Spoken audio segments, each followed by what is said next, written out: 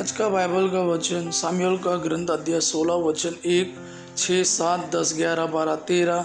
दूसरा वचन सन पौलुस का एफिसियों के नाम पत्र अध्याय 5 वचन 8 से 14। और आज का सुसमाचार सन यूहन्ना के अनुसार अध्याय 9 वचन 1 से 41। सामुएल का पहला ग्रंथ अध्याय 16 वचन 1, 6, 7, 10, 11, 12, 13।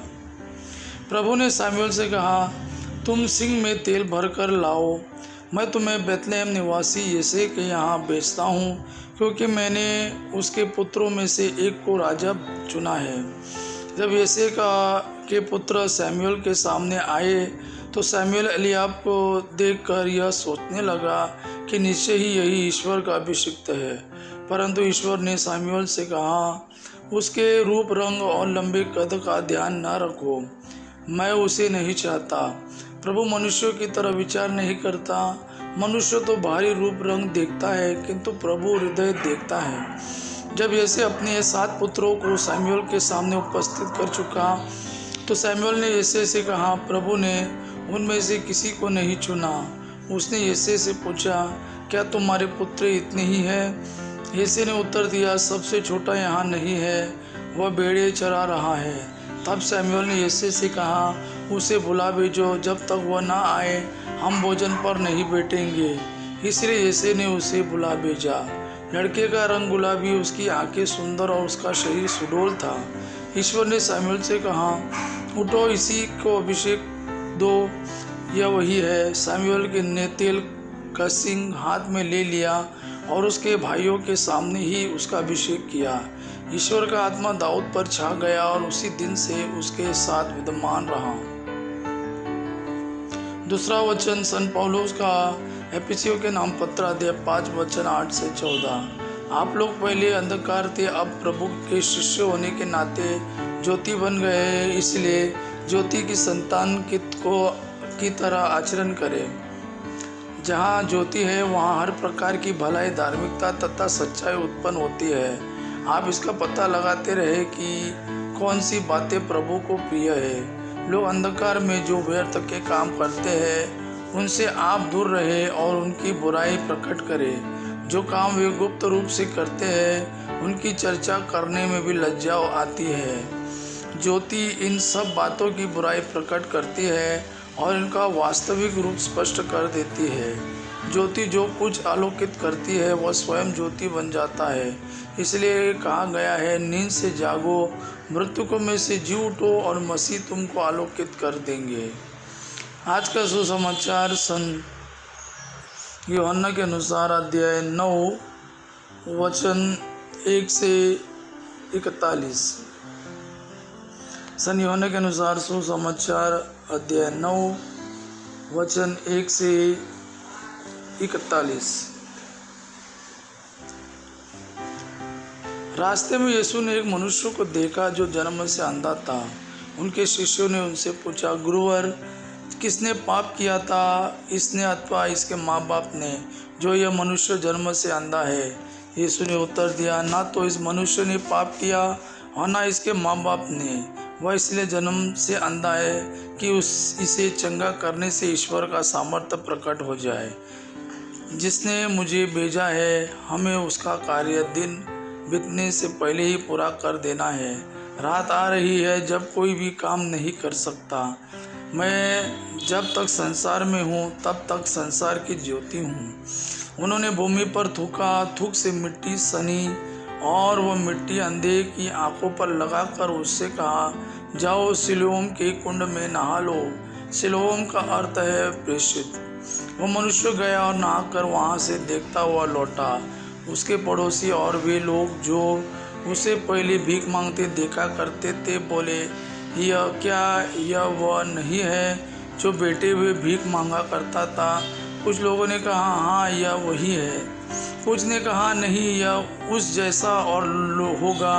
उसी ने कहा, मैं वही हूँ। इस पर लोगों ने उससे पूछा, तो तुम कैसे देखने लगे? उसने उत्तर दिया, जो मनुष्य यीशु कहलाते हैं उन्होंने मिट्टी सनी और उसे मेरी आंखों पर लगाकर कहा, सिलोम जाओ और नहा लो। मैं गया और नहाने के बाद देखने लगा। उन्होंने उससे पूछा, वह कहाँ है? और उसने उत्तर दिया, मैं नहीं जानता। लोग उस मनुष्य को जो पहले अंधा था फरीसियों के पास ले गए। जिस दिन यीशु ने मिट्टी सन कर उसकी आंखें अच्छी की थी, वह विश्राम का दिन था। फरीसी ने भी उससे पूछा कि वह कैसे देखने लगा।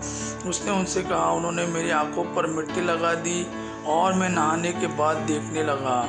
इस पर कुछ फरीसियों ने कहा, वह मनुष्य ईश्वर के यहाँ से नहीं आया है, क्योंकि वह विश्राम दिवस के नियम का पालन नहीं करता। कुछ लोगों ने कहा, पापी मनुष्य से चमत्कार कैसे दिखा सकते हैं। इस तरह उनमें मतभेद हो गया। उन्होंने फिर अंधे से पूछा, जिस मनुष्य ने तुम्हारी आंखें अच्छी कर दी है, उसके विषय में तुम क्या कहते हो? उसने उत्तर दिया, वह नबी है।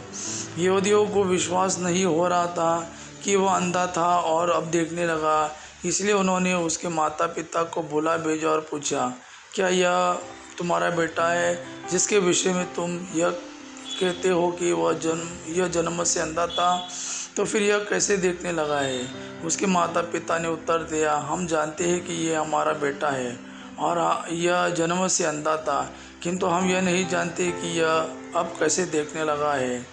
हम यह भी नहीं जानते कि किसने इसकी आंखें अच्छी की है। वह सयाना है, इसी से पूछ लीजिए, यह अपनी बात आप ही बोलेगा। उसके माता पिता ने यह इसलिए कहा कि वे यहूदियों से डरते थे। यहूदी यह निर्णय कर चुके थे कि यदि कोई यीशु को मसीह मानेगा तो वह सभागृह से बहिष्कृत कर दिया जाएगा। इसलिए उसके माता पिता ने कहा, यह सयाना है, इसी से पूछ लीजिए। उन्होंने उस मनुष्य को जो पहला अंधा था फिर बुला भेजा और उसे शपथ दिलाकर कहा, हम जानते हैं कि वह मनुष्य पापी है। उसने उत्तर दिया, वह पापी है या नहीं, इसके बारे में मैं कुछ नहीं कह सकता। मैं यही जानता हूँ कि मैं अंधा था और अब देखने लगा हूँ। इस पर उन्होंने उससे फिर पूछा, उसने तुम्हारा साथ क्या किया है? उसने तुम्हारी आंखें कैसे अच्छी की? उसने उत्तर दिया, मैं आप लोगों को बता चुका हूँ, लेकिन आपने उस पर ध्यान नहीं दिया। अब फिर क्यों सुनना चाहते हैं? क्या आप लोग भी उनके शिष्य बनना चाहते हैं? वे उसे बुरा भला कहने लगे और बोले, तू ही उसका शिष्य बन जा, हम तो मूसा के शिष्य हैं। हम जानते हैं कि ईश्वर ने मूसा से बात की है, किंतु उस मनुष्य के विषय में हम नहीं जानते कि वह कहाँ के है। उसने उन्हें उत्तर दिया, यही तो आश्चर्य की बात है। उन्होंने मुझे आंखें दी है और आप लोग यह भी नहीं जानते कि वह कहाँ के है। हम जानते हैं कि ईश्वर पापियों की नहीं सुनता, वह उन लोगों की सुनता है जो भक्त है और उसकी इच्छा पूरी करते हैं। यह कभी सुनने में नहीं आया कि किसी ने जन्मांध को आंखें दी है। यदि वह मनुष्य ईश्वर के यहाँ से नहीं आया होता तो वह कुछ भी नहीं कर सकता। उन्होंने उससे कहा, तू तो बिल्कुल पाप में ही जन्मा है, तो हमें सिखलाना चला है। और उन्होंने उसे बाहर निकाल दिया। यीशु ने सुना कि फरीसियों ने उसे बाहर निकाल दिया, इसलिए मिलने पर उन्होंने उससे कहा, क्या तुम मानव पुत्र में विश्वास करते हो? उसने उत्तर दिया, महोदय, मुझे बता दीजिए कि वह कौन है जिससे मैं उसमें विश्वास कर सकूं। यीशु ने उससे कहा, तुमने उसे देखा है, वो तो तुमसे बातें कर रहा है। उसने उन्हें दंडवत करते हुए कहा, प्रभु मैं विश्वास करता हूँ। यीशु ने कहा, मैं लोगों के पृथक्करण का निमित्त बनकर संसार में आया हूँ, जिससे जो अंधे हैं वे देखने लगे और जो देखते हैं वे अंधे बन जाए। जो फरीसी उनके साथ थे वह यह सुनकर बोले, क्या हम भी अंधे हैं? यीशु ने उनसे कहा, यदि तुम लोग अंधे होते तो तुम्हें पाप नहीं लगता, परंतु तुम ही कहते हो कि हम देखते हैं, इसलिए तुम्हारा पाप बना रहता है। यह प्रभु का वाणी है। प्रभु को धन्यवाद। आबा पिता की महिमा और पुत्र यीशु का प्रेम आप पर सदा सर्वदा बना रहे। आमीन।